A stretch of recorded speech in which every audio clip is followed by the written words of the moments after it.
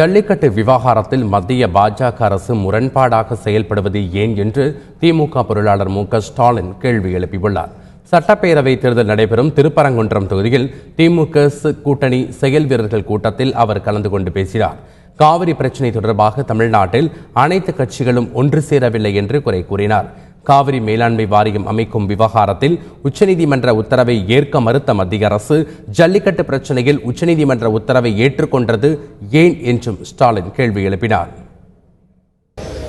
நடுவர் மன்றத்தை உச்சநீதிமன்றமே உத்தரவு போட்டாலும் நாங்கள் அதை அமைக்க மாட்டோம், அதை அமைக்கக்கூடிய உத்தரவை நீங்கள் பிறப்பிக்க முடியாது என்று உச்சநீதிமன்றத்தில் போய் இன்றைக்கு மத்தியில் இருக்கக்கூடிய ஆட்சி, நம்மை கேள்வி பேசுகிற மத்திய ஆட்சி போய் நீதிமன்றத்தில் மனு தாக்கல் செய்கிறீங்களா? அப்படி செய்யற நீங்க ஜல்லிக்கட்டு நடத்தக்கூடாது என்று உச்சநீதிமன்றம் உத்தரவு போடுகிற போது அப்ப ஏன் போய் நீங்க போட உங்களுக்கு உத்தரவு இல்லை என்று சொல்லக்கூடிய யோகியதை அருகதை இந்த பிஜேபி ஆட்சிக்கு இருக்கா? நான் கேட்கிறேன்.